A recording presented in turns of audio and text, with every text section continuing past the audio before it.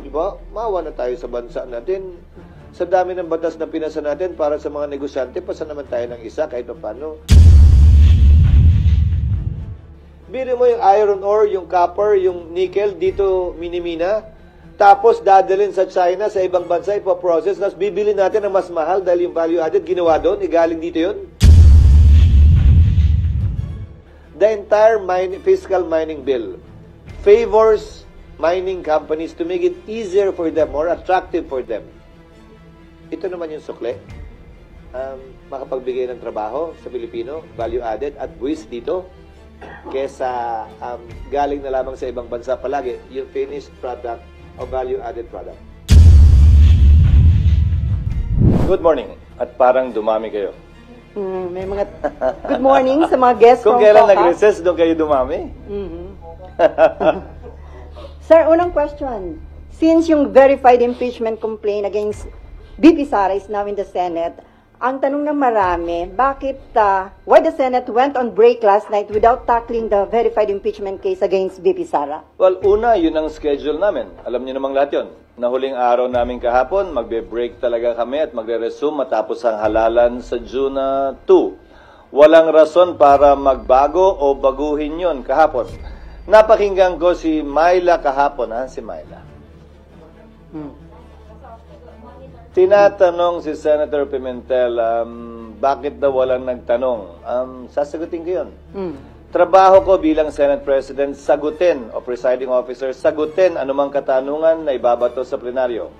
Pero hindi ko trabahong tanungin yung mga miyembro kung bakit hindi sila nagtanong at anong nasa isip nila, ba't hindi sila nagtanong.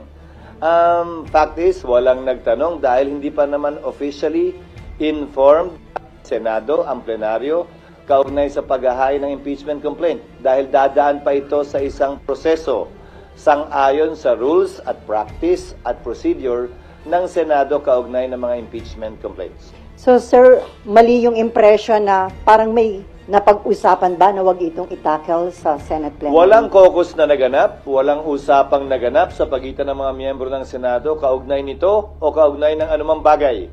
Bago kami nag-adjourn kahapon, nung Martes, nung Lunes, kahit nung nagdaang linggo, wala kaming pagpupulong na formal kaugnay nito. So what will happen now on the articles of impeachment? As Senate President, it's your call, di ba, sir? So what is your plan? Isa-isahin muna natin. Sang-ayon sa rules ng Senado, kapag kami inihaing articles of impeachment or complaint or resolution on impeachment sa Senado, the Senate President, nakalagay sa rules namin, shall take proper order of the subject of impeachment. Ngayon, ano bang ibig sabihin ng shall take proper order of the subject of impeachment? Hindi nung impeachment complaint, hindi nung impeachment, but the subject of impeachment. Ibig sabihin nun, kailangan isaayos muna ng Senate President ang Senado para sa pag-conduct ng isang pagdinig o trial. Sasagutin ko rin yung isang napakinggan kong abogado na tila eksperto din daw sa mga bagay na ito. Sabi niya, the Senate shall immediately, ayon sa kanya, sabi ng Konstitusyon, proceed with trial. Busin na lang ng konti, pero parang hindi niya nabasa yung saligang batas. Walang sinabing immediately ang saligang batas. Ang sinabi ng saligang batas ay shall forthwith proceed with trial. Ngayon, kung babalik tanawan natin, bago ko sagutin yung tanong, Sally, kukompletuhin ko na para... Okay. Kung babalik tanawan natin, may inihain na impeachment complaint noon, noong 2011, laban kay Ombudsman Mercy Gutierrez. Inihain nyo ng March 23. Nag-adjourn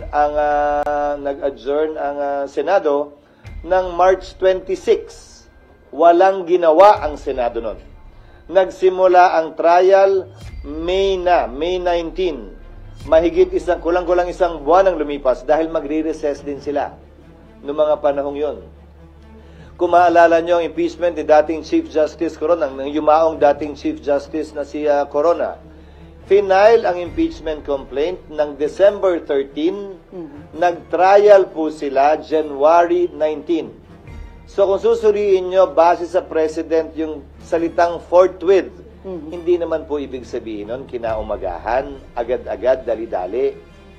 Mahigit 2 buwang inupuan, pinag-aralan, binasa, tiningnan. ng Kamara yung mga impeachment complaint na nakabinbin. Mahigit 2 buwan, hindi finorward ng Secretary General ang impeachment complaint sa tanggapan ng Speaker para i-refer sa plenary at sa Committee on Justice. Magkatabi lamang naman ang kwarto tulad sa Senado ng Secretary General at ng Speaker, ang Secretary ng Senate at ng Senate President. Bakit naman kami bigla sasabihang gumalaw umakto agad sa loob lamang ng ilang oras? Kung nagpa-banjing-banjing sila gawin ito, siguro wala naman silang basihan ngayon na madaliin kami, lalo na nasa huling araw na ng sesyon. Yan pinadala sa amin, halos mag-aalas 5 pa ng hapon. So, bilang katugunan, gagampanan namin ang aming tungkulin na pwedeng magawa habang recess, kabilang na ang pag-review ng rules ng Senado sa impeachment dahil kailangan po itong i-update. Halimbawa, yung pagkakaroon at requirement ng judicial affidavits, yung pagkakaroon ng provision at procedure para mag-hearing sa harap ng commissioner, yung pagkakaroon ng matatag at malakas na pre-trial procedure para swabe na at hindi na komplikado at magulo yung trial proper. Ito ay mga bagong procedure sa rules of court na pumasok bago po namin itinalaga yung aming rules of impeachment noon na kailangan po naming baguhin. Pangalawa, kailangan pa rin pag-aralan siyempre ng Secretary General ng Senado, ng Secretariat ng Senado, yung impeachment complaint mismo. Tinanggap lamang namin yung kahapon. So dun sa nagsasabing, bakit hindi agad-agad binabasa ba? May trabaho po kaming kailangan gampanan. Halimbawa, sang-ayon po kasi sa e-commerce law at sa e-gov law, pwede naman maglagay ng e-signature. Hindi ba? Sa resolution, sa bill, sa committee report. Pwede ang e-signature dahil hindi po yan verified. Subalit, ang complaint or resolution on impeachment, verified po yan. Pinanumpaan dapat yan sa harap ng Secretary General ng Kamara. Susuriin pa po isa-isa ng Secretary ng Senado yung mga pirma kung e-sig ba yun o wet signature. Bawal po ang e-sig. Dahil kailangan pinanumpaan ito. Paano ka manunumpa sa harap ng SecGen kung inutos mo lang yung opisina mong i-affix yung e-sig? Meron naman pong app, gagamit kami ng iba't ibang app para makita at malaman kung e-sig nga ba siya o wet signature. Para matiyak na yung bilang talaga ay sapat dun sa 1/3 para mag-comply dun sa direct filing sa Senado. Mga halimbawa lamang ito na mga dapat pang gawin at gampanan ng Senado. At bilang panghuling sagot, para mag-convene ang impeachment court, kailangan may sesyon ang Senado. Para manumpa ang impeachment judges, kailangan may sesyon ang Senado. Bagaman ang trial pwede mag-proceed kahit na recess, tulad ng nangyari kay dati at yumaong Chief Justice Corona, dapat ito'y masimulan, makonvene at mapanumpa ang mga judges kapag may sesyon. So kung may mangyayari mang aksyon o kaganapan kaugnay nito, yan ay mangyayari sa June 2, pag-resume ng Senado, matapos ang eleksyon at pasayan ng mayoriya ng Senado kung aamyendahan ba yung rules, anong ilalagay sa rules, i-authorize ba tulad ng nasa rules of court ngayon na suppletorily applicable na pwedeng mag-hearing habang recess dahil may 12 senador pa namang maiiwan natatawid hanggang 2028 pa ang termino, kabilang ako. 12 lamang naman ang matatapos ang termino. Gagawin ba yung parang sa rules of court? I'm only citing examples na i-authorize yung 12, parang hearing before a commissioner. Natanggapin lamang yung ebidensya. Ito'y court of record naman kasi. Ibig sabihin, kahit na wala pa at hindi personal na narinig yung ebidensya, mababasa naman. Ngayon nga may video pa. Sir, sana natugunan ko yung iyong katanungan. Sir, Bagaman mahaba. Sir, yung normal course of events na hindi kayo pwedeng mag-impeachment trial dahil naka-adjourn yung session. Pero according to Senate Minority Leader Coco Pimentel, may tinatawag siya na extraordinary situation na pwede niyong i-waive yung rules at kung acceptable to everyone, pwede pa rin kayo mag-conduct ng impeachment trial kahit naka-break ang session. Pwede na, gaya ng sinabi ko, ginawa yan nung panahon ng impeachment ni dating Chief Justice Renato Corona. Tumuloy yung impeachment trial bagaman nag-adjourn na ang Kongreso at ang Senado. Nasa rules namin yun. Hindi na kailangan maging extraordinary pa. Pero ulitin ko, kailangan nasimulan at sinimulan ang trial ng may sesyon dahil kailangan mag-convene ang impeachment court ng may sesyon. Walang sariling buhay ang impeachment court, hiwalay sa Senado mismo, sa plenaryo ng Senado. Kinakailangan ng plenaryo ng Senado para masimulan ang impeachment court. So sir, it is better ba kung na-submit ng House of Representatives earlier o few days before ng adjournment para may time kayo na na-actionan sa That plenary? is water under the bridge. It's not for me to decide or pass over the wisdom, absence, or lack of it on the part of the House in filing it a few hours before we adjourn. Mas marapat siguro sila ang matanong kaugnay niyan. Pero ulitin ko, hindi naman siguro makatarungan o tama na pagkatapos nilang upuan ito ng ilang buwan, biglang pwersahin, pipilitin at sasabihan kami ng sino mang galing sa Kamara na, hoy, bilisan nyo, aksyonan nyo, ano ba kayo? Hindi. Hindi ganon at hindi ako papayag din nun. Ang impeachment process para sa akin, hindi mahalaga kung pabor kayo o kontra, hindi mahalaga kung ma-acquit o ma-convict. Ang mahalaga para sa akin, bilang tagapangulo ng Senado, maging maayos ito, sang-ayon sa batas, credible, kapanipaniwala, at magagawad ng hustisya. Pabor man yun sa opinyon ng mas nakararami o konti o hindi. Considering yung mention nyo ng mga possible scenarios, sir, can we say na walang mangyayaring impeachment trial during the break or mahirap? Wala. Legally, it cannot be done. So, Legally, it cannot be done, again, as I said, because the impeachment court was not convened. The impeachment complaint was not referred to plenary for there to be a basis for the impeachment court to be convened by the Senate sitting as a legislative body, hindi muna as an impeachment court. sir, kahit sinabi ni PBBM na ayaw niya sa impeachment dahil divisive, sinuportahan pa na isang religious group, pero still, natuloy pa rin na-impeach si BP Sara sa House, na i-transmit dito sa Senate. Indication ba yon na hindi nagpa-impluensya ang House of Representatives? Siguro mas sila yung dapat mong tanongin yan, hindi ako.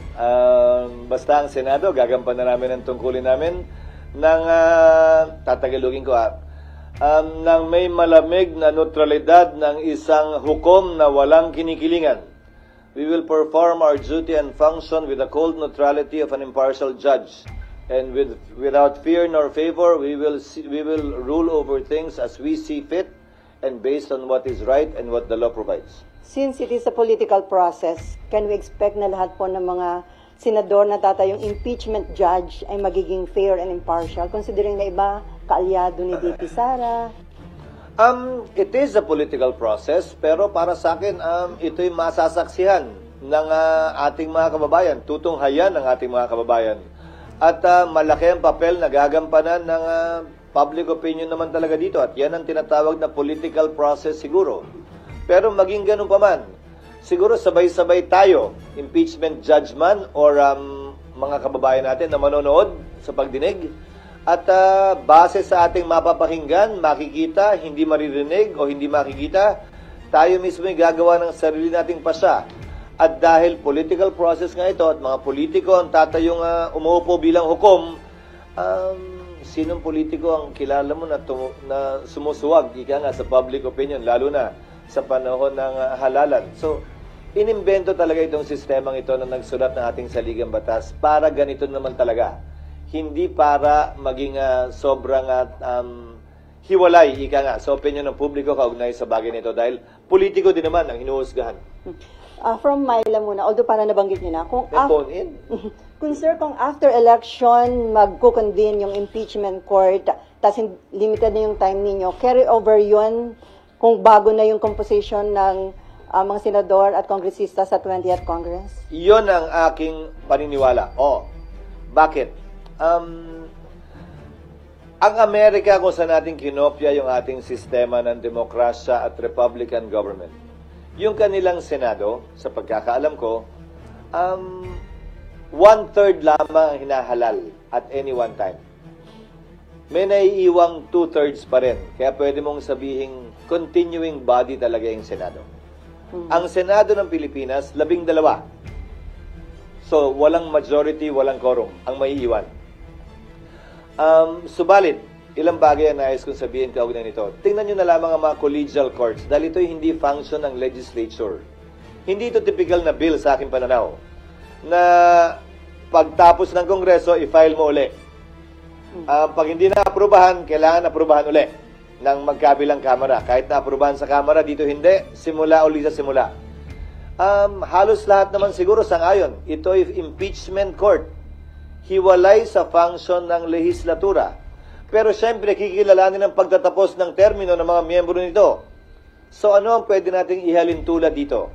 Ang mga collegial courts. Ano-ano ang collegial courts? Sandigan Bayan, Court of Appeals, Supreme Court. Isama mo na yung Constitutional Commission, kabilang na Civil Service, ang COMELEC. Tanong, kapag kami nakabinbin bang kaso sa mga ito at nagpalit sa tagal ng kaso sa mga korteng yan, ang mga maestrado ng Korte Suprema, maestrado ng Court of Appeals ng Sandigan Bayan, dahil ito ay mga courts of record naman, dinidismiss ba yung kaso o nagpapatuloy lamang? Hindi ba ang sagot ay nagpapatuloy lamang ito? Patuloy lamang yung mga kaso maski nagpapalit ang bumubuo ng collegial court na yon, tulad lamang ng impeachment court. Lalo na, court of record din ang impeachment court, kung saan magpalit man, mag-absent man, hindi man mapakinggan ng personal ng impeachment judge, pwede pa rin siya gumawad ng desisyon base sa record na tinanggap ng ebidensya ng impeachment court. Sir, may patanong lang si Nimpa. Paano Sorry ko na magpatawag? Asan ba sila? Nasa press officer. Paano daw ko magpatawag ng special session si PBBM? Pwede nyo na actionan yung impeachment? Oo, pwedeng mangyari yon, pero ang pagpapatawag ng special session sa aking pagkakaalam ay hindi para mag-convene ng impeachment court. Sa aking pagkakaalam, ang pagtatawag ng special session ay para sa mahalagang bagay at panukalang batas na kailangan ipasa ayon sa ating saligang batas. Hindi ito isa o saklaw marahil ng provision yon, kaugnay ng special session. Pero haharapin namin yon pag nandiyan na. Siyempre, pag nagpatawag ng special session, sang-ayon man kami o hindi, siyempre, alam namang hindi kami magatin. Okay, Mav and then RG.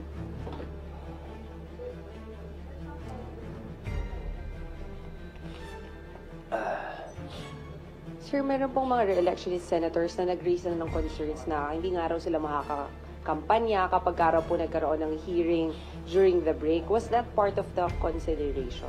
No. Again, we did not talk about that. Nobody discussed that with me, that particular concern. Again, because no caucus was held about it for the simple reason that I don't want to presume that things will happen before it happens. Mukha naman kami masyadong excited, di ba, na, ayun na, bukas, nandiyan na, lika, meeting tayo. No, we did not do that. We had a lot of work to do trying to rush pieces of legislation that I'm sure you don't want to ask about anymore and will not talk about given the impeachment, na mahalaga din naman na makabuluhan at may malaking impact sa ating ekonomiya at bansa. Okay, RG. At ikaw, follow-up lang dun sa kay Senator Bato. So, may Si basis... Senator Bato ba? Some senators lang ang sabi ni ma'am. Pero isa si Senator Bato na parang concern niya, parang talo sila o lugi kasi hindi sila makakapag-ikot habang ibang senatorial candidates makakapag-ikot. Actually, again, may basis yung concern. not necessarily. Tandaan mo, maraming senador maraming kongresista ang sumikat sa impeachment at naging senador. Maraming mga senador na nagre-elect din base sa impeachment. So, depende. Dahil nakatutok ang lahat ng buong sambayanan doon, ayaw mo nun, di ka na mag-iikot. Kung yun talaga yung pakay mo, meaning. So, depende. Sagot ko ron, depende. Pero ulitin ko, hindi namin napag-usapan yun. But it can make or break re-elections. Well, definitely. Pero it's a platform, it's an opportunity. Saan ka makakakita ng live na teleserye tungkol sa tunay na buhay ng tao na hindi susubaybayan? Nasa sayo na lang kung yung karakter mo ba'y kontrabida ron o bida. At wala pang bayad, free. Isa pa yun, walang bayad. RG. Hala. Okay. Okay, sir. ang dami kasing pumirma dun sa impeachment complaint, about 215. Do you think that is reflective of the support for the leadership of the House? Hindi ko maintindihan kung saan nanggaling yung press release na yon ng Speaker. Sa pagkakaalam ko, ang impeachment complaint ay kaugnay sa pagpapanagot ng isang impeachable officer. At walang kinalaman sa pagsuporta sa liderato ng Kamara. Ihahalin tulad ko na lang siguro dito. Na ma-convict o ma-acquit ba sa dami o liit ng boto, magre-reflect ba yon sa suporta sa akin ng mga mambabatas dito sa Senado? Sana. Hanggat maaari, wag dating iugnay masyado sa politika o pangangampi ang prosesong ito dahil naihain na nga, ayoko nang bigyan ng kulay politika ito. Magkabilang kulay man, green man o red, o yellow o ano man. Sir, ang isa bang senatorial candidate can act as a defense lawyer? Candidate, what do you mean? Kasi may isang senatorial candidate, di ba? Parang may state, Attorney Vic. Sino? Attorney Vic Rodriguez. Nag-volunteer na agad siya? Oo. Kailangan muna siyang tanggapin ng kliyente bago siya makapag-volunteer. Parang, ang pag-volunteer ng abogado sa kaso, alam kong tawag dyan ay ambulance chasing. Hindi yata tama yun. Marapat ang kliyente, ang akusado, ang ini-impeach, ang mag-anunsyo ng kanyang mga abogado. At hindi para i-volunteer yung serbisyo ng abogado. Yan ay nasa ethics ng mga abogado. Okay, RG. Sir, I think in the past it was reported that the former president would like to be a defense counsel for the vice president. Actually, that would be expected. Sinabi na niya yan, abogado siya, abogado rin. Si Vice President Sara Duterte, abogado rin yung kanyang asawa. Hindi ko na ikakagulat yan kung mangyayari man yan. There's no impediment to that. There is none. So, sir, ko In consider... fact, even the Vice President herself can represent herself in addition to other lawyers. So, sir, i-consider nyo sa pag-draft ng rules kung papayagan ng isang senatorial candidate na maging defense lawyer? By that time, tapos na ang halalan. Oo Hindi nga. na siya kandidato, abogado na lamang siya. Okay, Amor. SP, to clarify po, yun pong pagsasagawa or pag-a-amend ng rules for the impeachment trial, hindi din siya gagawin during the recess or it's something na pwedeng gawin during the break? Ngayon na namin gagawin lahat ng pag-aaral, lahat ng panukala, pero kailangan yan aprubahan ng plenaryo sa sesyon ng Senado. So, drafting, sir. Yes. Pero mahabang proseso din yun dahil maraming kailangan i-update sa rules. Kung maalala nyo, mula nung aktual na nakatapos ng impeachment ang Senado sa impeachment ni dating Chief Justice Corona, hindi pa na-update yung rules. At maraming butas yung rules na yon na hindi rin in-update matapos yung karanasan ng Senado noon. Dagdag mo pa dyan yung mga pagbabago sa rules na inilabas ng Korte Suprema para mas mapabilis, mas maging efficient yung trial. Ika nga. But I will state one thing for the record and as a matter of policy. Hindi namin ito mamadaliin. Pero hindi rin naman namin ito labis na iaantala. Hindi kami magpapapressure kanino man na bilisan ito o i-delay ito.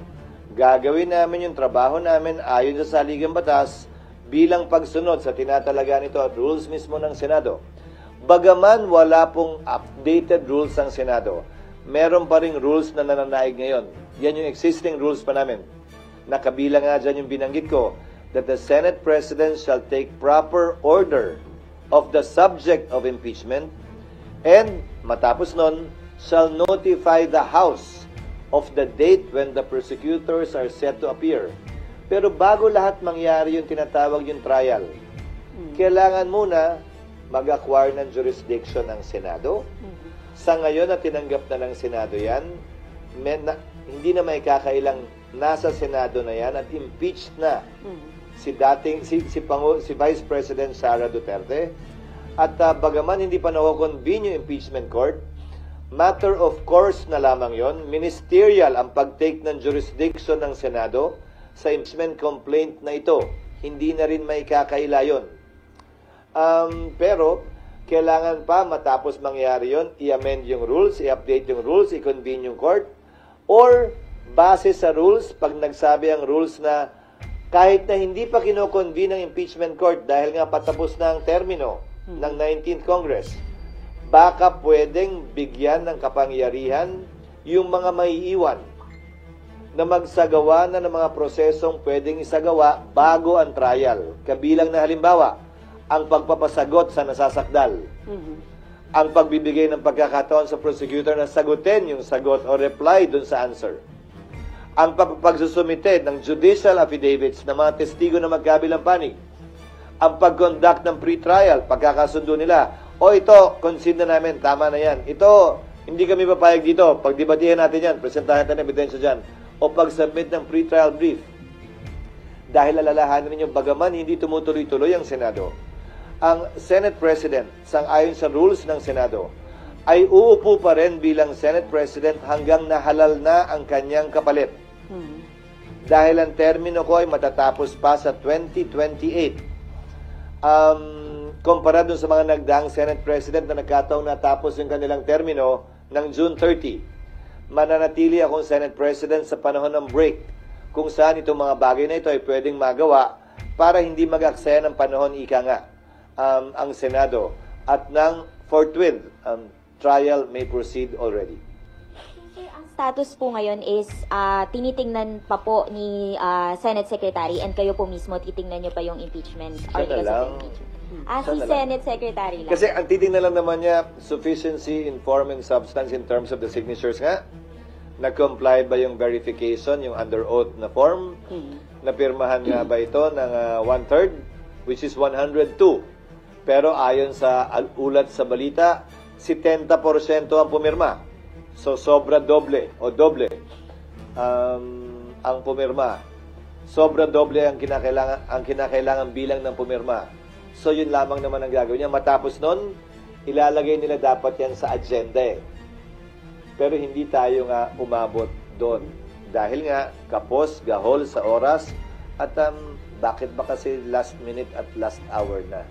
Pero sir, bibigyan ng copy yung mga senators para mabasa na nila? Yes, in fact, we will make it public. I don't see any reason why it should not be made public. It is not a secret document. It is a public document and I believe it should be made public. Sir, sorry, last na po. When is the earliest po sa tingin nyo na pag-uusapan ninyong mga senador yung rules? June 2. Okay. No, formally, in plenary. In plenary. Pero sir, yung pagdadraft ninyo? Hindi kami na yun. Secretariat principally ang gagawa nun. Hindi na mga senators? Hindi na siguro. Magkukonsultahan na lang kami either virtually about this and simply consult them on the rules. Okay, before Mayan, So, RG, to finish, siguro magda-draft ang secretariat. Papadala na lamang sa mga senador for comment or inputs. Para at least pag-resume namin sa June 2, medyo joined na yung issues. Ika nga, kung ano na lamang yung pagbobotohan kung meron man. okay, before Mayan, RG, Mav, and Cecil, may patanong lang dito, sir.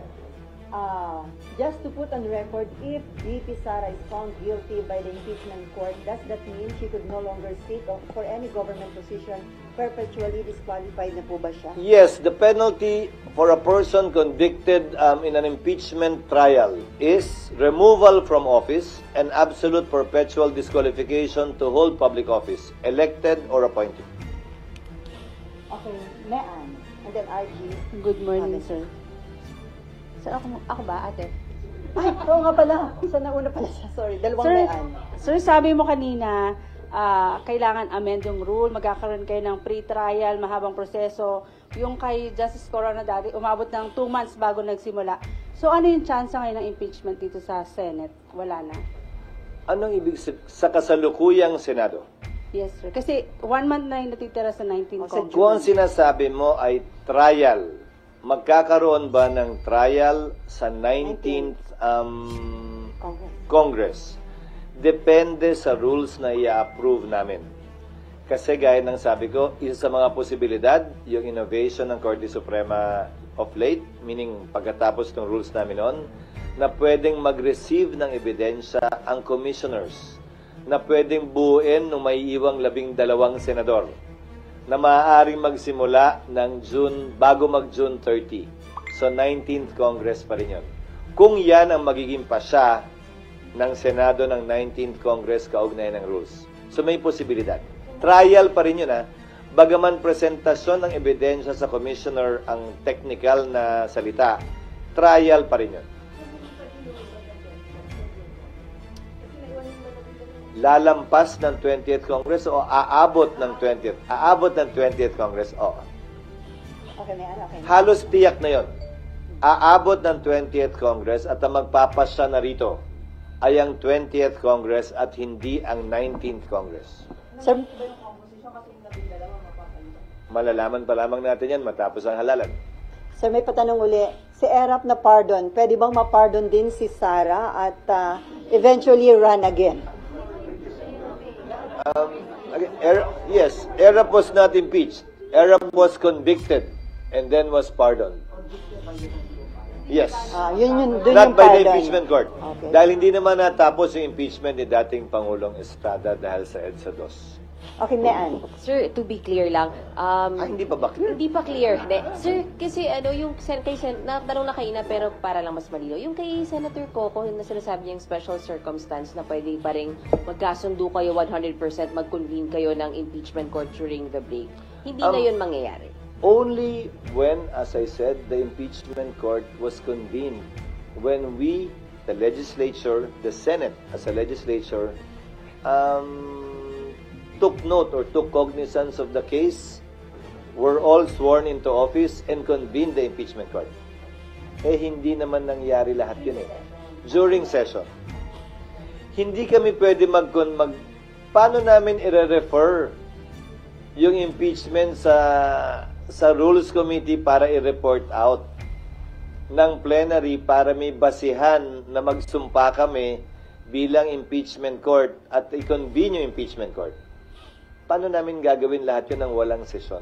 So parang dapat sana kahit paano na-report out man lang kagabi sa session, tapos after nun, kahit hindi kayo nakabuo ng impeachment court, pwede during the break bumuo?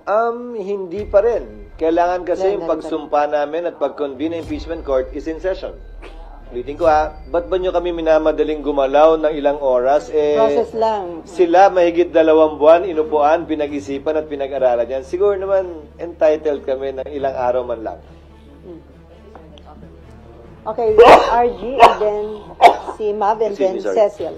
Sir, of course, there are those na may mga nagre-react na doon sa sinabi nyo kanina that it cannot be done during the break and that sa June 2 na ang earliest action. What is your message to them? Magbibingi-bingi ang School of Acting ako dun sa mga pabor sa impeachment complaint at laban kay Vice President Duterte. Magbibingi-bingihan din ako dun sa tutol sa impeachment at ayaw kay Vice President Sara Duterte. Hindi namin trabahong pakinggan sila. Trabaho namin gampanan yung aming tungkulin. Sa abot na aming mga kaya, base sa itinatalaga ng batas at hindi base sa gusto ng magkabilang panig na klaro ay partisano, pabor man o kontra sa impeachment, pabor man o kontra kay Vice President Sara Duterte. Wala kaming pakialam sa mga yan. So just to be clear, until the Senate renders a decision on the merits of the case, she remains Vice President. Definitely yes. That is what the law states. Pero sir, right now, Unless, just for the sake of argument, because this was in part of our history. March 23, and I hope I will not be misquoted for this. March 23, final ang impeachment complaint laban kay Mercy Gutierrez. March 26, kinonvene ng Senate ang impeachment court, tapos nag-adjourn agad. In-announce na May 9 ang impeachment case i-hear. April 29, nag-resign si Ombudsman Gutierrez. So that is the only instance na hindi matutuloy yung impeachment. Dahil ang parusa lamang sa impeachment ay pagkakatanggal sa pwesto and perpetual disqualification. May posibilidad sana na tinuloy ng Senado yon. Dahil yung resignation ay pagkakatanggal lamang sa pwesto. Pwede pa sana nilang ituloy yun para dun sa absolute perpetual disqualification. Pero minabuti ng Senado noong panahon yun na wag nang ituloy at i-dismiss na yung kaso. pero sir, right now, walang nang pressure o kumakausap sa iyo from both sides para yung isa, bilisan, aksyonan, o iba naman para upuan itong Well, impeachment. maraming bumabanat sa media magkabilang panig na gustong madalhin o gustong Wag aksyonan. i-dismiss ito. Pero walang epekto naman. At tulad ng sabi ko, hindi ko papakinggan yung mga boses na yan. Ang papakinggan at susundin lamang namin ay yung tinatalaga ng batas, ng aming rules, at kung ano ang tingin naming tama, parehas, patas, at magbibigay ng mas mataas na kredibilidad sa proseso ng impeachment. Ano man ang kalabasan o maging resulta nito. Among your colleagues, sir, wala din ganung pressure, magkakaibang sentiments. Hindi kami nagkausap. Siguro itong mga susunod na araw pa lang kami magkakausap-usap pag nakita-kita sa kampanya. Pero ulitin ko, walang nangyaring meeting, pagpupulong o caucus na napag-usapan ito para yung mga sentimentong binabanggit nyo ay masabi o mailahad na aking mga kasamahan dito sa Senado. Okay, ma'am. Cecil and then Robert. Sir, pwede pa explain lang po na magkaiba yung session days sa trial days. Iba yung legislative calendar. Iba. Nung nagdaan, ang ginawa nila ay, kung naalala ko, tama, hapon ba? Yung sa Corona? Opo. Sa umaga yung regular Hapon, session. tapos sa umaga yung regular session. Pwede rin naman naming gawin uli yun. Or baliktad, umaga yung hearing, may takdang panahon, at yung session ng wala. Para mas mahaba yung talagang trabaho namin na legislasyon. Kesa may cap yung trabaho namin sa legislasyon, we can switch it up. Pwede naman namin pagbaliktad rin yun. Yes, ma'am. Sir, kapag po nag-convene ng impeachment court, you have the power to compel VP Sara to appear here. She cannot say no. Kapag ka kinakailangan, oo. Pero kapag ka hindi kinakailangan, the accused, the subject of impeachment, the respondent, the defendant in an impeachment case, can waive his or her appearance.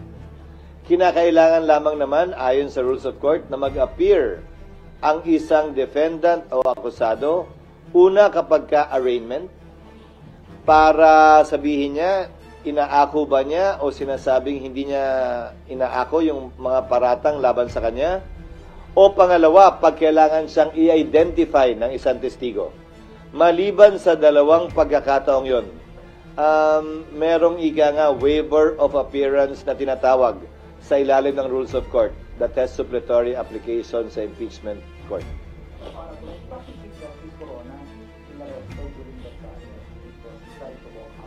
No, hindi siya inaresto. Pinigilan siyang lumabas. Nandito na ako nun.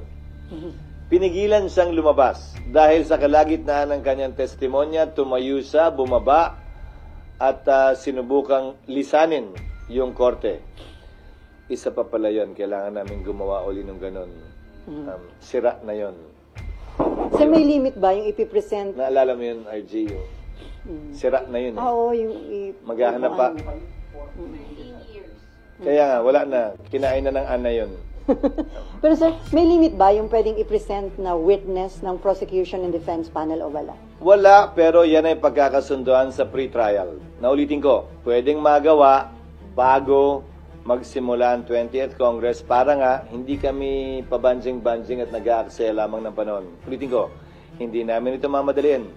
Pero hindi rin namin labis na ipagpapaliban ito ng walang dahilan o rason. Okay, Cecil.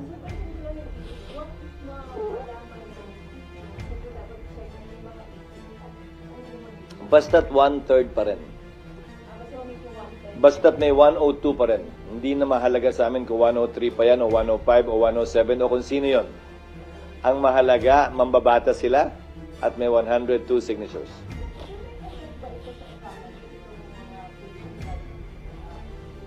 Anumang ingay ng politika palaging may posibleng epekto sa ekonomiya. Pero ang pangontra dyan ay kapanipaniwala at stable na proseso at procedure. Tulad ng sinusubukan kong gawin ngayon at i-establish ngayon. Para yung expectations ay tempered, walang tanong na hindi nasagot, walang alinlangan kung ano ang mga mangyayari sa susunod na araw, linggo at buwan, sa kabila ng anumang ingay na nagmumula sa pabor o kontra sa impeachment, sa pabor o kontra kay VP Sara. Ito, ang mga binabanggit ko sa inyo ngayong umaga, ito ang magiging proseso ng impeachment sa mga susunod na linggo at buwan.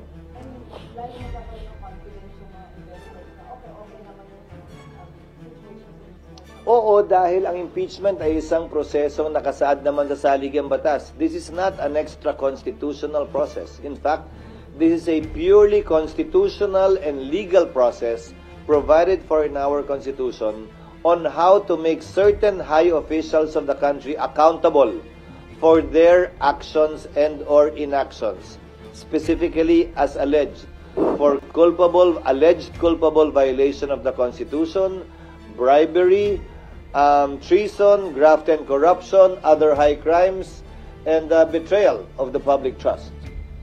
Okay.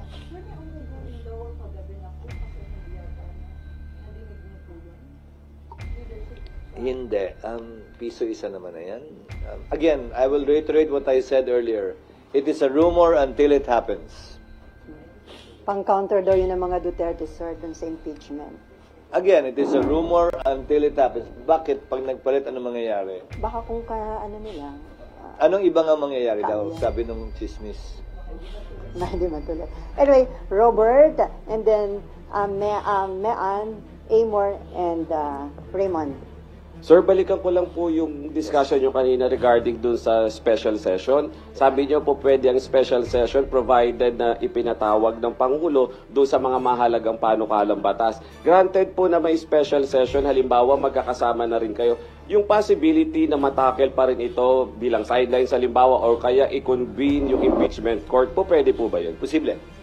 Posible, but that is a subject matter to be decided upon by the plenary.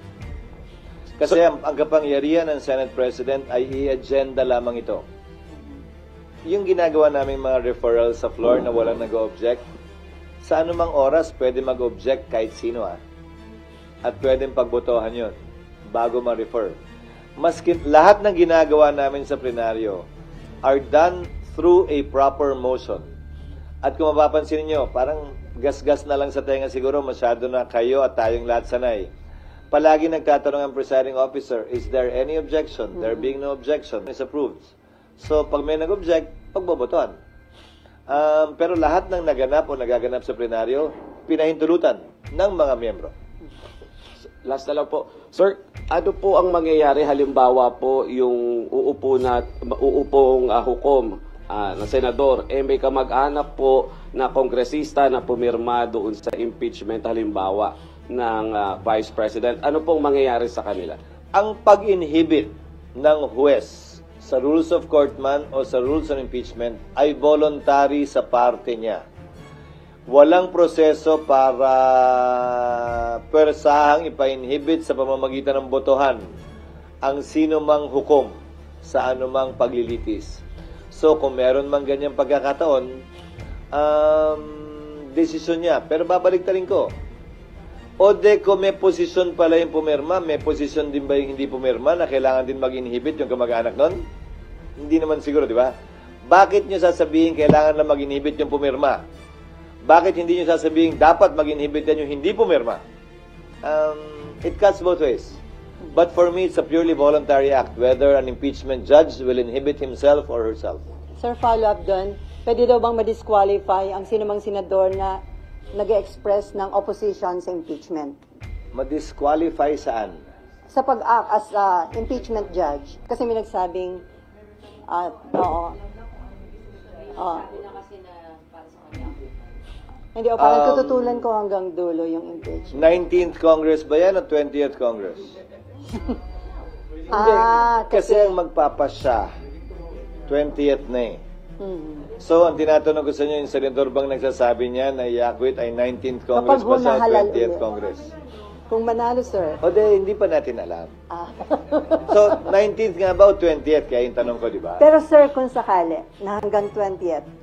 Again, I will admonish and keep on reminding the senators who will surely be part of the impeachment court, either in the 19th or 20th Congress, dahil impeachment court pa rin naman ang magpapasya ng ilang preliminary na mga bagay. To kindly, please, refrain from talking one way or the other for or against the impeachment or the impeachable officer in relation to this case. Pwede naman nilang purihin si Vice President Sara hanggang langit kung gusto nila nang walang kinalaman at hindi pumapatungkol sa impeachment. Wala namang problema yon. Pero this is a mere reminder and admonition. Wala naman akong kapangyarihang pigilan o busulan ng kahit na sinong miyembro na nais magsalita kaugnay nito. Mayan, Amor, and then RG. Ay, Raymond pa pala, sorry. Actually, mainit dito. Mainit siya. Hindi niya ka-jacket-jacket. Kaya lang malulunod ako sa... Hi sir, good morning. So ito kasi walang jurisprudence, walang president na yung tumanggap na komposisyon ng Senado sa impeachment complaint ay itatransfer doon sa incoming Congress. So ano yung parang legal or constitutional basis natin na pwede nga na ma-push through doon sa incoming new composition of Congress? Tama ka na unang beses lamang mangyayari ito sa Pilipinas. Sa Amerika, hindi. Pero sinabi ko rin na may pagkakaiba.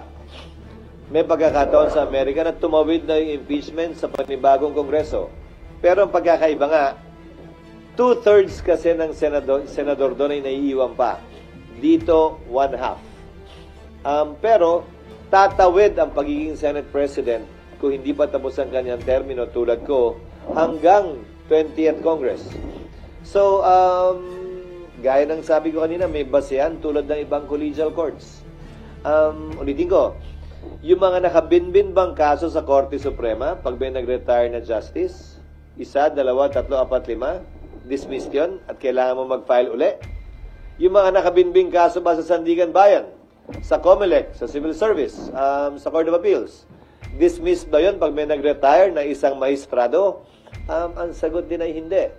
At yun siguro ang pinakamalapit na analogy, comparison na pwede natin gamitin sa impeachment court, na collegial court din. Minsan nga, bibigyan pa kita ng mas malalang sitwasyon. Yung ordinaryong korte natin, na isa lang ang judge, nag-retire yung judge. Ibig sabihin ba nun, lahat ng pending na kaso sa korte niya, dismissed? At kailangan i-file uli dahil nagpalit ng judge? Court of record ang ating mga korte tulad ng impeachment court. Siguro ang basihan ay hindi na tumutuloy-tuloy yung Senado or semi-continuing body ang Senado. Ang basihan ay court of record ang impeachment court. At dapat lamang na magpatuloy yon hanggang matapos yung kaso. At hindi dito dapat kinikilala yung pagpapalit nung nakaupong mahistrado tulad nga ng sa ordinaryong kaso. Kung yun nga, criminal case, ang kapalit at ang parusa pagkamatay o kung may death penalty o habang buhay ng pagkakakulong. Tuloy-tuloy. Ano pa kaya ito na administratibo lamang? Ibig sabihin, wala itong kulong, wala itong parusang kamatayan.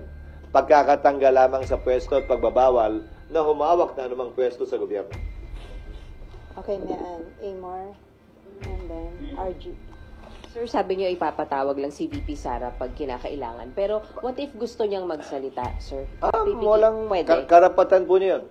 That is part of the rights of an accused under the Bill of Rights to confront his or to confront the witnesses against her. Karapatan po niyan. Mag-attend araw-araw, kada hearing, magsalita bilang abogado.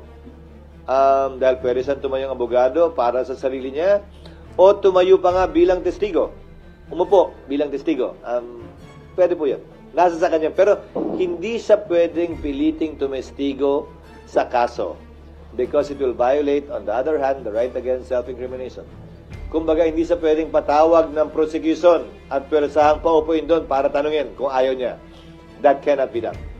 Sir, yung nangyari kay CJ Corona nun, pwede rin po ba, o gagawin nyo ng rules to, na magsi-statement lang ayaw niya ng Q&A? Hindi pwede. Dahil sang-ayon sa rules of court that is suppletorily applicable to impeachment to the impeachment trial, may karapatan mag-cross-examine ang kabilang panig sa sino man testigo ipepresenta ng kabilang panig. So, pag nagpresenta ng testigo ang prosecution, may karapatang i-cross-examine yan ng depensa. I mean, sir, si VP Sara, kung just in case No, na parang kung sino man nga, karapatan yan ng kabila. At kapag ka hindi na subject sa cross-examination, hindi admissible yung testimonya ng testigo. Sir, may... Sir, pag just in case naman daw ipatawag nyo, kailangan siya, pero hindi siya dumating, meron bang kaparusahan pag gano'n? The impeachment court, very much like the Senate, more so in fact because it is an impeachment court, has the power and authority to issue subpoena. May kapangyarihan nga kami mag-issue Issue ng subpoena.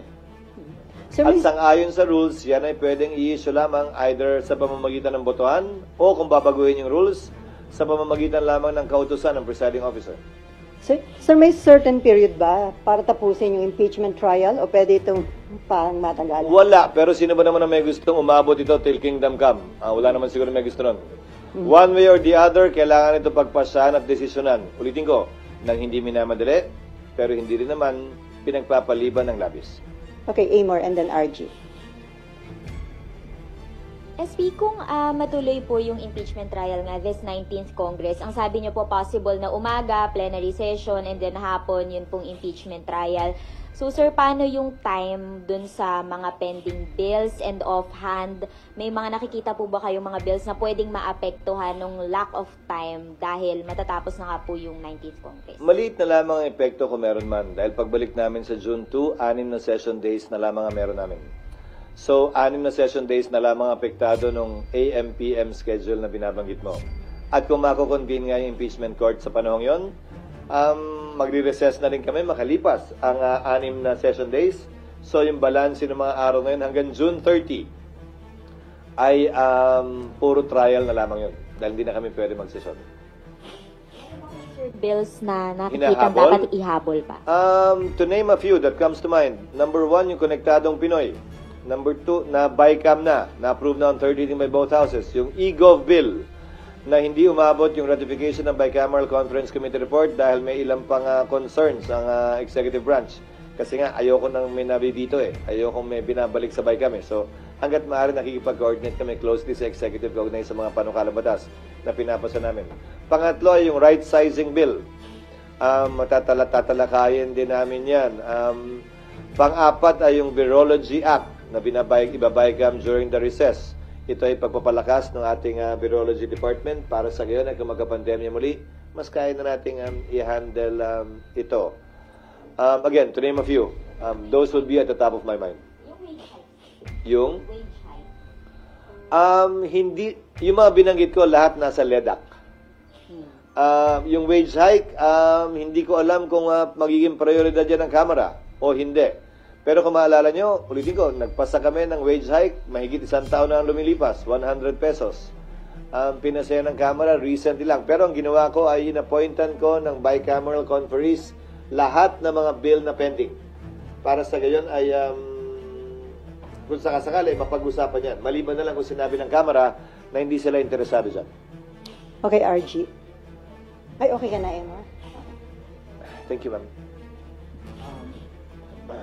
Sir, kasi kanina sabi niyo you will review the signature. So, No, the secretary the will. secretariat will review Huwag the naman signature. na ako yun. The secretariat. Ayoko. Oo nga, 200 yun. But sir, Hindi, may app pa. We will be using several apps to be able to detect and check. Minsan by the naked eye kita na kung e-sig o wet signature. okay sir, after kung halimbawa mangyari nga talaga that the earliest action of the Senate will be after or by June. June 2. June 2. Maraming pwede mangyari within that time. The complexion of Congress might change because of the elections. Since napag-usapan na naman natin yung hypothetical kanina, So, hypothetical tayo ulit. is it also possible na the next Congress, the House, can withdraw the complaint? Yes. Tulad lamang ng anumang complaint na inihain sa korte, pwedeng bawian. Halimbawa, criminal case man o civil case. Gitna ito o administrative case. Pwedeng i-withdraw ng nagrereklamo ang kaso sa anumang panahon. Sa kaso ng Kongreso, it has to be withdrawn by more than 2/3 para hindi umabot dun sa 1/3 requirement. Ngayon, kung tatanungin mo, paano yan? Nagkaroon na ng jurisdiction yung Senado Pwede pa bang bawiin yun pagdating ng panahong yun ng panibagong Kongreso? Isang bagay yan na pagpapasyahan ng impeachment court pagdating ng panahon by a majority vote if they disagree with the ruling of the presiding officer. But your question was, I take it, pwede bang gawin yan ng Kongreso? Yes, they can do that. Pero kung may epekto ba yun na actual na i-withdraw, pagdedesisyonan ng impeachment court yan, ayoko pangunahan. So possible, sir, na kahit i-withdraw, kung mag-decide yung Senate na ituloy once pending na sa korte, lahat ng gagawin ay desisyon na ng korte at Korte. hindi pwedeng pagpasya ng isang panig lamang.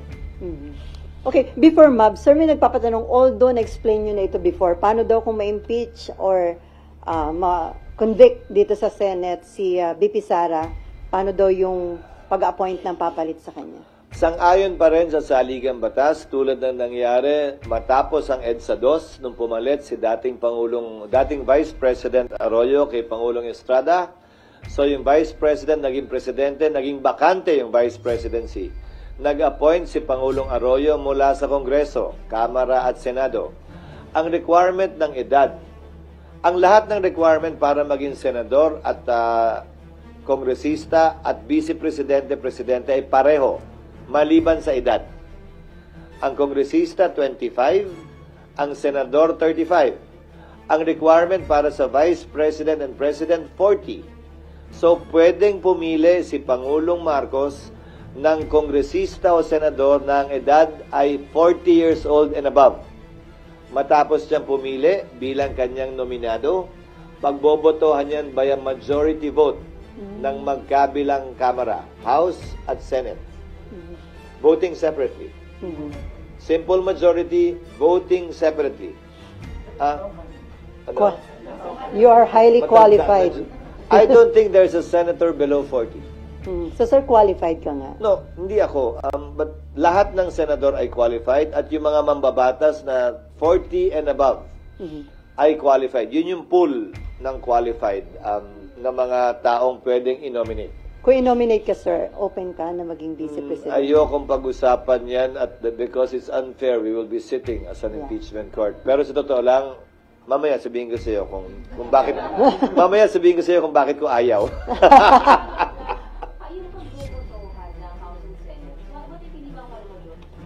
Alin, kung ayaw, then deemed rejected, pili sa ng bago. Ano ba? Kailangan i-confirm, Pag hindi kinonfirm ng Kongreso voting separately by a simple majority, hindi siya, pili uli ng bago. Pero kinonfirm ng hindi ni-reject. Oo, in-appoint siya and then A simple majority confirmed the nominee of then President Gloria Macapagal-Arroyo. Okay, Mark. Okay, hi, SP. I understand you clarify na kanina na Yeah, maaaring 20th Congress na po yung the eventual ending. But working under the scenario na under the 19th Congress, we have 23 senators. So 2/3 of 24 seats po ba yung vote to convict or 2/3 of the 23 current? Yeah. Still of 24 because always favorable to the accused. So So, there's already one favorable vote in the 19th Congress sa impeachable officer because that officer cannot vote in favor of the impeachment to comprise 2/3. 16 pa rin.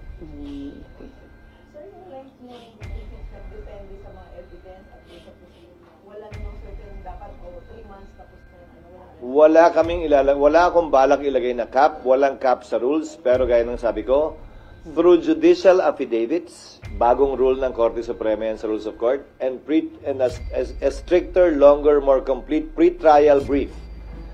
Hindi magtatagal naman siguro ng ganun katagal. Lalo na, continuous trial talaga ito. Day to day, we will conduct the trial. Depende na, ulitin ko, sa magiging rules ng Senado. Pero nung kay Corona ba, Monday to ano ba yan? Thursday. Parang okay pahinga naman. ng Friday. Basta hindi na abot ng Sabado at Linggo yan. Kung ang teleserye nga hanggang Biyernes lang, di ba? Huwag na natin paabutin ng Sabado at Linggo.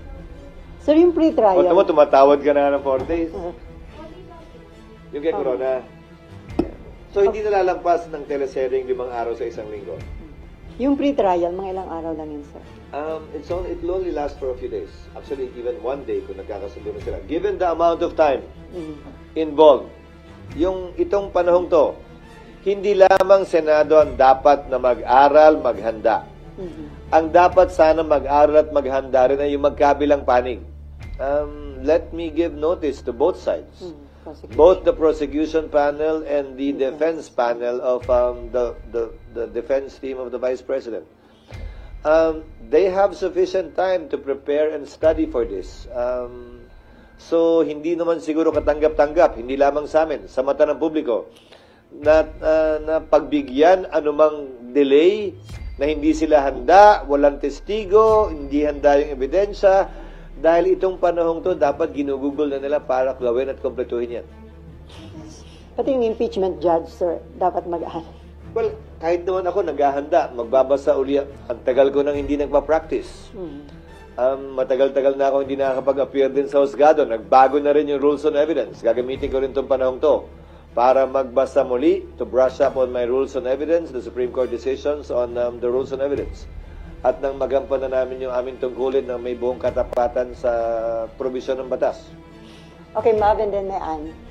Sir, sorry. In case po na senator yung ma-appoint at ma-confirm, do you operate on 23 senators lang? Paano kung Ma-appoint o ma-confirm mo, TV? kunwari po, piliin ni Magboboto. Presidente, at tapos ma-confirm siya ng Kongreso. Oo, sir, ano lang, hypothetical lang. Layo mo na, ha? Yes, sir. Layo mo na, Kanina, darling, ha? sir, kasi napag-usapan na po yung kapalit. Layo mo na nga, darling, ha? Oo. And sir, kapag po kasi kunwari, Sila nagkaroon ganun ng na po. hatol ng parang by July, ganyan. So sir, isang buong Congress na 23 lang kayo, ganyan. The decision to call for a special election is to be decided upon by Congress. Ang pagtatawag ng special election sa anumang bakanting pwesto, congressman o mayor, vice mayor o senador ay desisyon ng Kongreso. Bakit? Kailangan kasi mag-appropriate ng pondo para sa special election na yon. At hindi basta-basta ang nagagawa yun. Sa kaugnay naman ng COMELEC, meron silang pondo. There are times, may mga taon na may pondo sila for special elections. Pero may mga taon na wala. So kung may pondo sila to conduct special elections, COMELEC can do it on its own by basing it on a resolution either from the House or the Senate to fill that seat.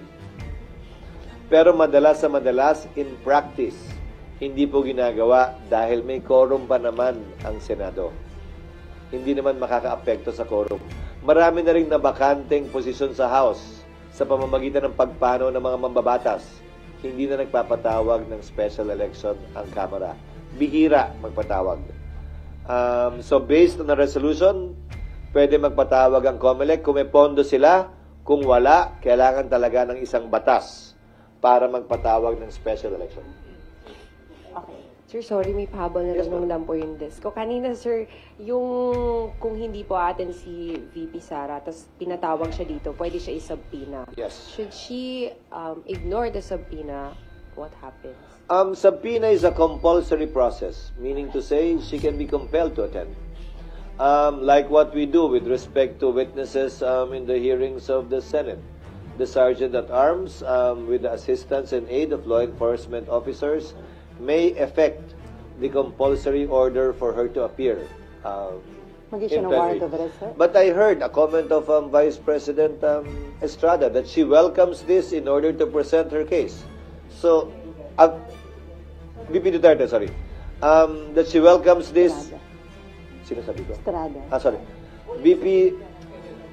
but I heard a comment of VP Sara in connection with the looming impeachment complaint to be filed against her that she would welcome it as an opportunity to present her side of the story vis-a-vis the accusations being hurled against her by members of the House. So I hope that will indeed be her position. So, kung mag-change yung kanyang stand, hindi nga siya mag-attend kahit may subpoena, possible yung pag-issue ng warrant of arrest. Merong subpoena lang. Hindi pa naman warrant. Subpoena is enough. Kung hindi pa rin nga siya mag-attend.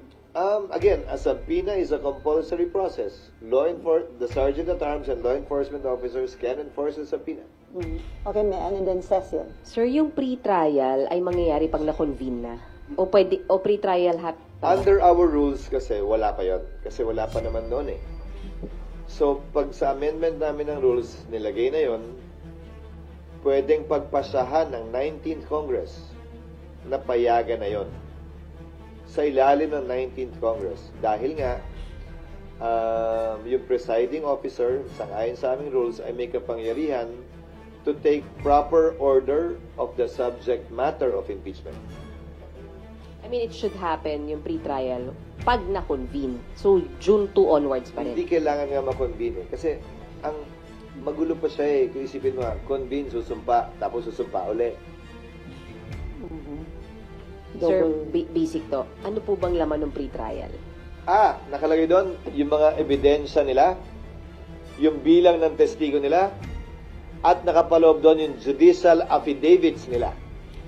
Kumbaga, halos wala ng direct examination. Dito lang napanood nyo sa Corona trial na, so nung petsang to, nasaan ka? Nakalagay na rin yung kwento niya, ipapa-identify na lamang sa kanya yung kanyang judicial affidavit. Ikaw ba talaga gumawa nito? Pirma mo ba ito? Lahat ba na nakapaloob dito ay totoo? Cross-examination na diretso. It will abbreviate the proceedings. Mas mabilis ang proceedings. Ngayon, may nakasaad din sa rules of court na yung mga testigo at ebidensya na hindi mo binanggit dyan, hindi mo na pwedeng ipresenta pa. Maliban na lang kung nadiscover mo lamang nitong makalipas ang ilang araw, ilang oras na wala pa, hindi mo pa alam nung ginawa mo yung pre-trial. So, may mga ganon. So, in a way, nalilimitahan niya yung pagpapatagal na maaaring gawin ng magkabilang panig.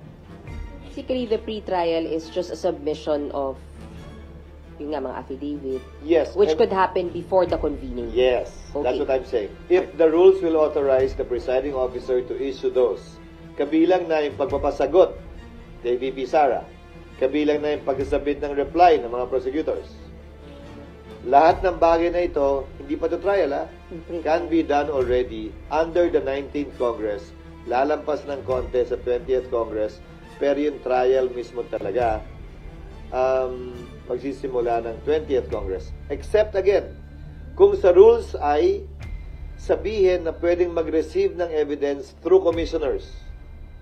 Yung 12 may iiwang kasi ginagawa na rin ng korte yan ngayon eh. Pwedeng tumanggap na ebidensya ay may iiwang 12. Trial na rin yun in a way. Dahil tumatanggap ka na ng ebidensya through commissioners, quote unquote eh. Not the whole court. If that will be decided upon by the majority.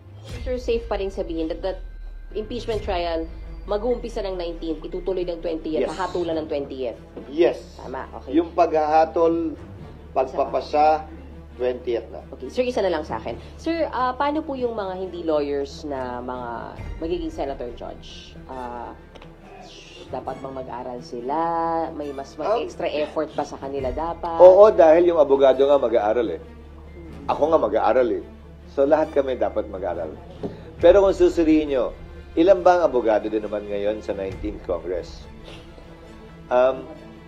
Ako, Senator Pia, Senator Alan, Senator Tol, Senator Coco. There are 5.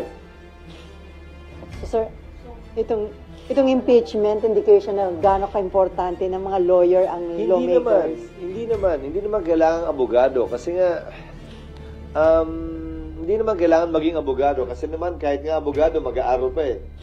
Baka mamaya mas malalim pa yung pag-aaral nila kaysa sa abogado na akala niya alam niya na lahat, di ba? So, hindi naman nangangahulugan.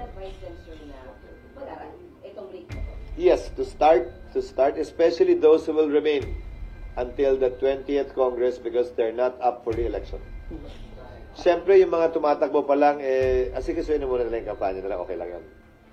Okay, RG, and then Cecil, and then Georgia. Sir, as a politician, how will you describe yung political context habang nakabitin tong issue ng impeachment for the next few months? I mean, can you imagine having a campaign with this and then sabi nyo aabot ng 20th? Can you imagine having a SONA, the budget hearings with this looming, hanging over everybody else's heads? This is a legal constitutional process. Hindi natin dapat to ikatakot o ikabahala. May election man, wala mang election, may SONA man, wala mang SONA. Ito'y constitutional process na tinalaga ng ating saligang batas para mapayapang maresolbahan anumang hindi natin pagkakaunawaan o para magawa yung gusto nating magawa. Or mahadlangan yung ayaw nating makita mangyari. We should not be afraid of this. If this will be an election issue, then so be it. Hindi ba maganda yun? At least may valid election issue na pwede mo talagang tanungin sa mga kandidato. Na pwede pagbasihan ng ating mga botante kung iboboto nga ba nila o hindi. Ang partikular na kongresista o senador. At least yung dalawang pwestong yun man lang. At least it will be in a way issue-based. At hindi nakabase lamang sa personalidad. So we can look at it positively too, in a way, given that this is an issue we are facing in time of during election and campaign season. So magiging election issue nga ito, sir. Kasi after election pa yung start. I think it will be. And given what I said, that it's the 20th Congress that will actually decide on this, both the prosecution side and the impeachment judge side. Sino magbe-benefit kung maging election issue ito, sir? The public? Definitely the public. Sino ba naman ang tatalikod, tatagi at may ayaw sa isang issue-based election kumpara sa isang personality-based election? So makaka-apekto ito sa magiging voting decision ng... Ngayon, ang problema lang, siyempre, issue sa tatanungin ng mga tao. Kung boboto kita, anong boto mo sa impeachment? Di ba? Sa kabilang banda, kailangan maghunos dili naman din sila. Kasi para pa kami nag-trial, kung may decision na agad sila, hindi pa nga napapakinggan yung ebidensya. So, siguro panawagan ko na rin to dun sa mga tumatakbong senador bilang isa sa 12 maiiwan, hindi bilang tagapangulo ng Senado. Bilang isa sa 12 maiiwan, na maghunos dili din naman sila. Ang pinakamaganda sigurong pwedeng masabi ay tatayuan nila kung anong tama, nararapat, na ayon sa hustisya, batas at ebidensya, kung saan man siya ituro nun. Sapat na sigurong kasagutan yon kesa, pag ako nanalo, acquit talaga yan. Pag ako nanalo, convict talaga yan. I hope they will avoid those things. But then again, I cannot control the passions of a campaign speech, especially during election time. Okay, Cecil and then Jojo.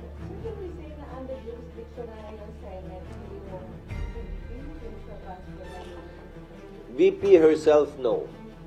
The subject of impeachment, yes.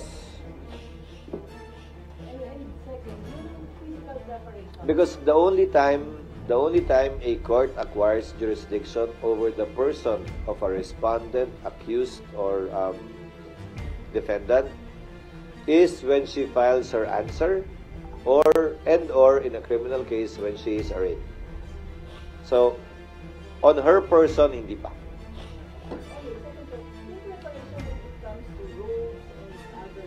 At least may mahabang panahon kami, 3 buwan para magpasukat. Kamukha din yung dynamic po dun sa case and Justice Corona, yung naka-robe and naka-parang gala na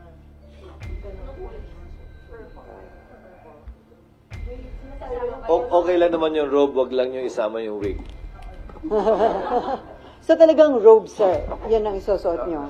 Hindi, pag-uusapan pa rin yan. Ayokong pangunahan. Pero, sa palagay ko, saganang akin. Pero ito'y pagbabotohan ng mayoriya. Importante pa rin yung robe, ika nga, para lamang mapaalala sa kada senador na sila'y nakaupo hindi bilang legislator, kung hindi bilang impeachment judge. If only to constantly remind them while they're there, seated, in the same seat that they usually sit in, that they are there as impeachment court judges, not as ordinary legislators. If only for that. Kung ako tatanungin, mas gusto kong meron. Wala. Sa pagkakaalam ko, wala. Ano? Okay, Jojo. Sa ibang jurisdiction o bansa kasi may ganon yung mga maestrado eh. Okay, Jojo. Yes.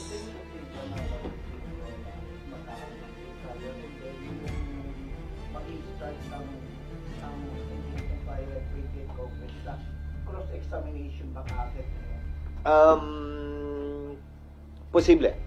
Ayokong sabihing safe gawin dahil pagpapasyahan pa lamang yan ng mga miyembro ng Senado pagbalik namin ng June 2. Pero yung mga option na to, ipepresenta at ilalahad namin sa mga miyembro para makonsidera at mapagbotohan pagdating ng June 2.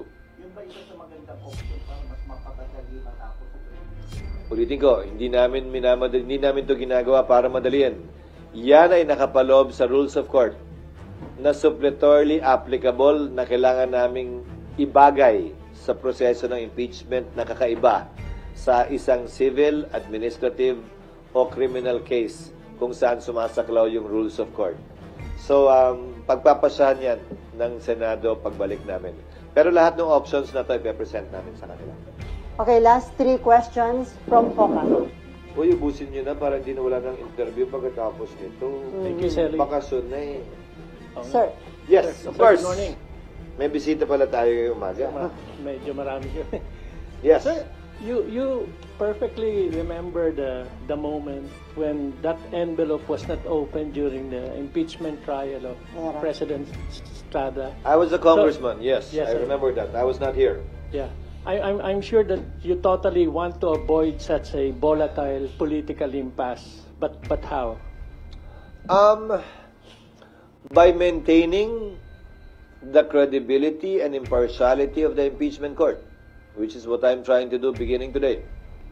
Again, without fear nor favor, nang walang pinapaboran, nang walang kinikitilang karapatan, gagampan na namin yung aming tungkulin.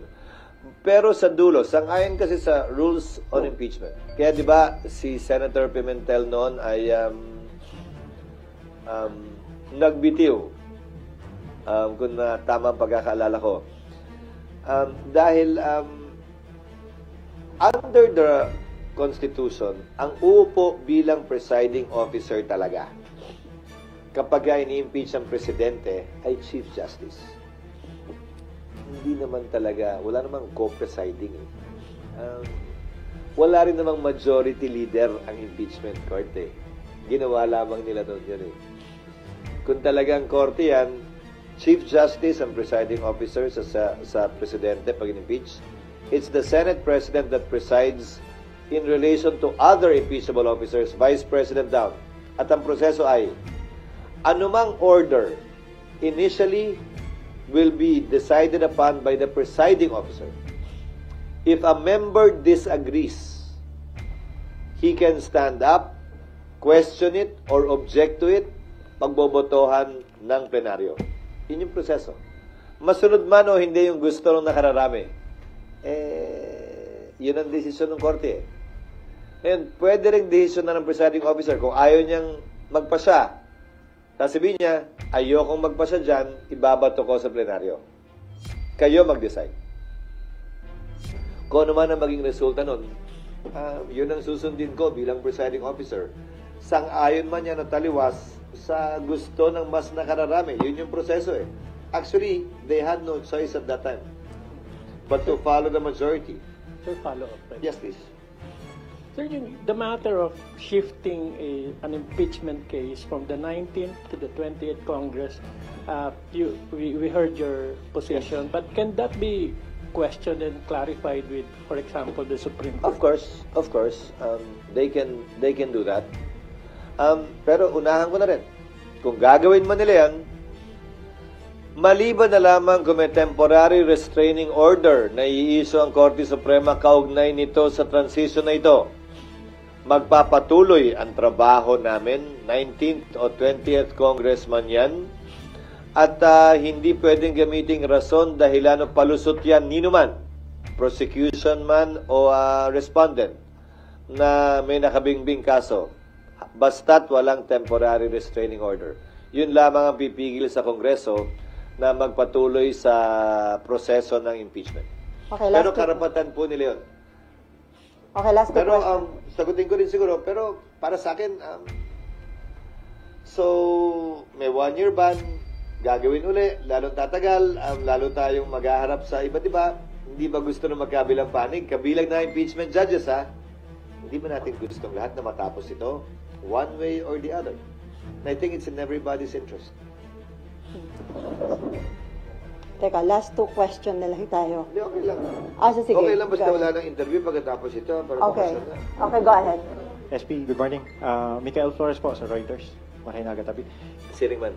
Sir, you mentioned that as Senate President, you have the power to set the agenda for during plenary, and it was asked earlier that and you mentioned that it's possible na you can convene as an impeachment court should the President authorize a special session over another matter. So, as Senate President, will you include that in the agenda should the President decide to hold a special Again, if the Secretariat is ready, yes, it will be included in the agenda, but it's not my sole decision. It will be voted upon by plenary. you're not usually with us on a daily basis, except for today, perhaps because of the impeachment complaint. Everything we do, although it's not being objected to, it seems like it's an order being issued by me. Everything we do is subject to the vote of the majority. So kung wala nag-object, ibig sabihin, bumoto silang lahat pabor doon. If someone objects, then we have to put it to a vote. But these things are decided upon by plenary, not by the presiding officer alone. Sir, may patanong, yung daw bang verdict ng impeachment court can still be appealed sa Korte Suprema? As far as I know, no. Final na yun, sir. It has been tried, I think. I forget the ruling. For having committed grave abuse of discretion or something, but I think the Supreme Court dismissed it. Again, if my recollection serves me right. But I'm not sure. Okay, from Bloomberg. Yes, ma'am. Yeah, thank you. Senator, I have a non-impeachment related question. About one of the laws we passed? Yes, I think so. Yeah. Finally. It's a bill that you authored, I believe, about that bill on mining. Yeah, exactly, prohibiting Mining. What's the status of that, sir? And has it reached the BICAM? I think we passed it on third reading, but the period is 10 years, not 5. Ba't nakalagay dun? 5 ba o 10? Alam ko 10. 5. 5 ba? Yung effectivity after 5 years pa. 5 ba? 5 ba nakalagay? Hindi ba in-amend na 10? 5 Pakicheck na lang. years nakalagay. Sa bill o sa in-approve namin? Oo. Pakicheck. Yung effectivity ng ban, parang 5 years after. 5 o 10? Hindi ko naman alala eh. Ano bang... Pero nakita namin, PR. Sa 5 din nakita namin, sir. Pero, sir, But the reason for that mining ban is this. Again, why reinvent the wheel if it has been reinvented? We're looking at Indonesia. Ginawa ng Indonesia, nag-impose ng mining ban within a certain period. Now they have several processing plants. 4, I believe. The Philippines is one of the richest mineral-rich country in the world. We are 3rd or 4th mineral-rich country in the world. So mineral-wise, the Philippines is actually a rich country pretending to be poor. The problem is, which is why I filed a resolution to investigate it during the recess, yung mga exploration permit at MPSA na ini-issue, ang daming hindi ginagamit at tumatakbo. Ewan ko sa DNR kung bakit hindi nila nire-revoke. Non-use is a valid ground for revocation. Hinahawakan lang to ng kung sino-sinong nung nakapwesto ay kinuha lahat para lamang ibenta, wala naman silang puhunan para talaga i-explore. Again, we're a mineral-rich country pretending to be poor. If this is done, I believe this will be a game changer for our country. If we will have processing finally here in our country. For those who are concerned na 5 years is too short, then convince us and ask for 7, 8, 10. But don't tell me we don't need this. Don't tell me you don't want this for your country. Don't tell me you don't want this for the Filipino. Bili mo yung iron ore, yung copper, yung nickel dito minimina, tapos dadalhin sa China, sa ibang bansa, ipaprocess, tapos bibili natin ng mas mahal dahil yung value added ginawa doon, igaling dito yun. Diba? Maawa na tayo sa bansa natin. Sa dami ng batas na pinasa natin para sa mga negosyante, pasa naman tayo ng isa kahit pa paano. The entire fiscal mining bill favors mining companies to make it easier for them, more attractive for them. Ito naman yung sukle. Makapagbigay ng trabaho sa Pilipino, value added, at buwis dito, kesa galing na lamang sa ibang bansa palagi, yung finished product o value added product. okay, follow up. Yeah. So, 5 years, Senator. So the BICAM will likely be held in June na po, no?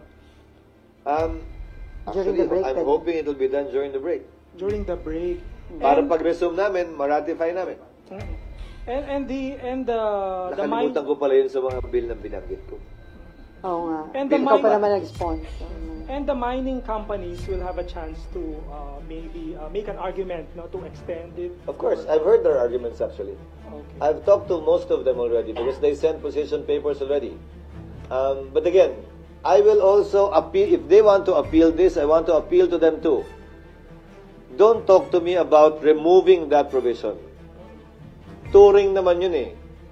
Talk to me about, hindi kaya ng 5. Pwede ba 7? Hindi kaya ng 7, pwede ba 8, 10? But don't tell me we don't need this. Don't tell me that we should not do this. Because that is clearly wrong and un-Filipino. So sir, once implemented, may estimate magkano yung additional income at additional job opportunities sa mabibigyan nito? Wala, kasi wala tayong malaking steel plant dito. Sinasabi nila palagi may problema sa kuryente. Noon yun. Former President Marcos, Ferdinand Marcos Sr., believed that no country without a steel industry will ever industrialize.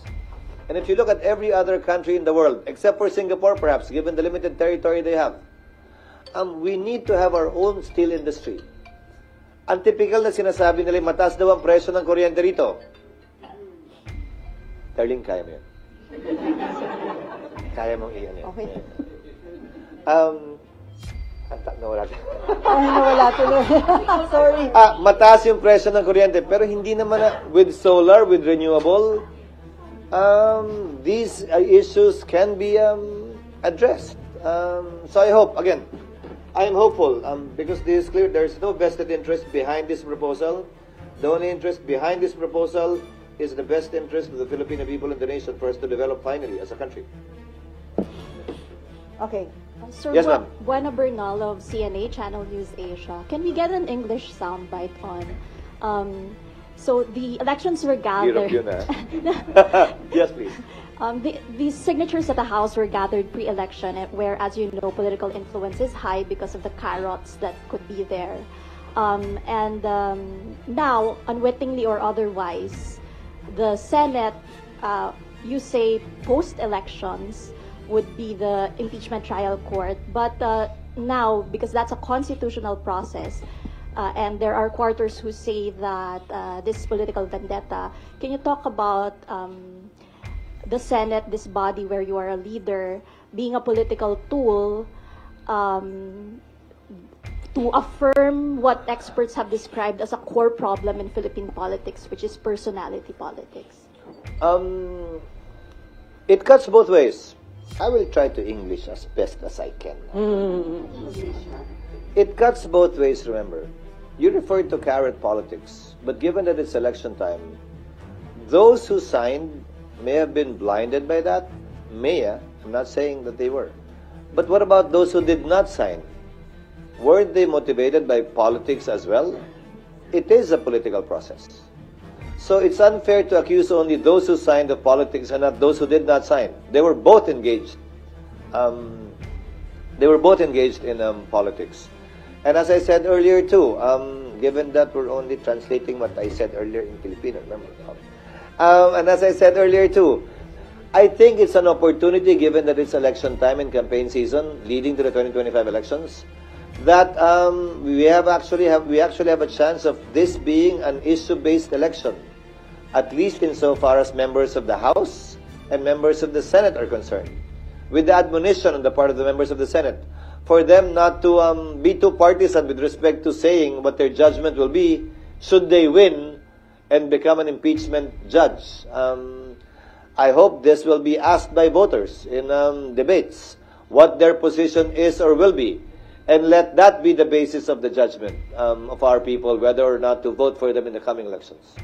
In relation to a bill passed in this body, can you talk about the importance of creating a defense economy, a local defense economy in the Philippines, especially given the situation in the West Philippines? You're talking of SPEDEZA. Yes. Given the situation in the West Philippine Sea and given our dependence on our allies for our own defense, I think this is the first step towards being self-sufficient with respect to being able to defend ourselves, instead of simply borrowing missile systems from other countries. Perhaps we can also start doing our own R&D for ourselves, uniquely applicable to our situation, given that we're the only archipelago, as I understand, in the world. Add to that the fact that it will provide jobs and hopefully export opportunities to other countries of whatever may be produced within the Philippines. Okay, last question. Japanese Kyodo News, Sasaki. Sa ilong lang. Okay, go ahead. I wish to ask you about the proposal of plebiscite in Sulu. The adjournment of Senate means that you think you don't need to make an urgent decision of the potential plebiscite before the BAM election in October. Sir, I have a problem with that bill, actually. Why? The main reason why Sulu was excluded from BARM to begin with is a Supreme Court decision that said, you've asked Sulu so many times already, and it was only until they said yes that you stopped asking. That's why Sulu was removed from BARM. And here we are asking them again. Didn't we read the Supreme Court decision? And what is the impact, if at all, of the Supreme Court decision on this new law again that we're passing? So it might be begging the question, given the Supreme Court decision already. So we need to study it further, whether or not the Supreme Court decision actually bars us from asking them again, which we have done 4 or 5 times already, which is one of the main reasons for excluding. Remember, the Supreme Court said, among others, you've asked them several times whether or not to join, but you didn't ask anyone who already joined if they want to leave. That's unfair. That's wrong. So the counterpart measure of this would be, we can ask Sulu again, but will we ask the others if they can leave?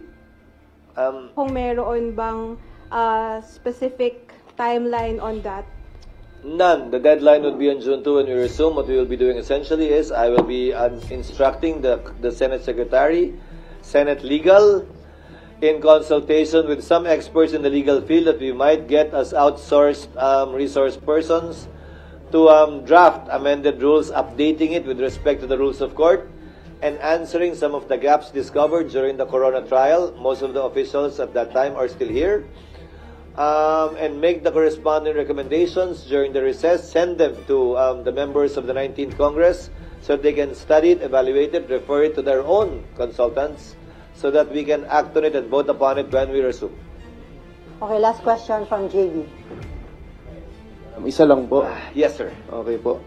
Ayun, given the marami pa tayong kailangang ihabol na bills, sapat na Actually, po ba? konti na lang, mga 7. Konti na lang. So are you okay, sorry po. So are you confident na from June 2 to 13 may papasa natin, may ratify natin, or gusto nyo sana magkaroon ng special session? I am hopeful we can do it within the 6 session days. Why? Even if it has not yet been approved on second reading. No. Even if it has not yet been reported out in committee. If they do that during the recess, we can report it out on Monday. Remember, we have 6 session days. We can report it out on the first day, sponsor it on the first day or on the second day, subject it to interpellations for 3 days. No, I'm sorry. For 1 day, approve it on second reading, and with a 3-day notice, approve it on third reading. If we extend sessions on a Thursday, we can do more.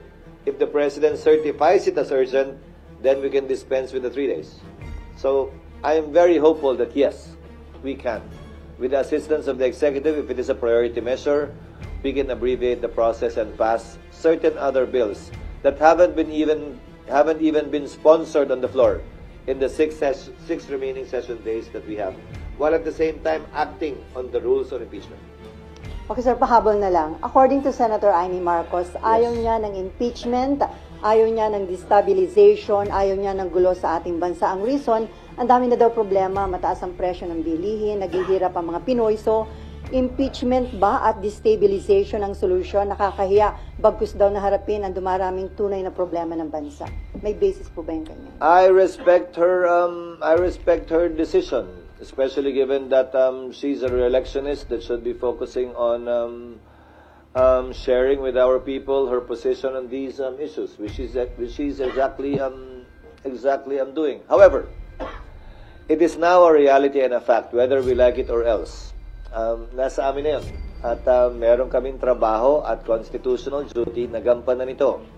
Ang panawagan ko at ang sisikapin kong gawin, gaya ng sabi ko, tiyakin na ito yung magiging patas, parehas, na ayon sa batas, walang kinikilingan, at walang pinapaboran. Higit sa resulta, ang importante ay kapanipaniwala at may kredibilidad ang proseso. Yon ang aming tututukan at bibigyan ng pansin. Pero yung ganung statement, hindi makaka-apekto sa kanyang pagiging impartial or fair as impeachment judge. Again, she was talking of the impeachment process. Not, again, okay lang naman sabihin, bakit ba? Sana wag na lang. Karapatan niya yun. Wala naman siyang binanggit o sinabi kaugnay sa boboto sa pabor o kontra dun sa nasasakdal.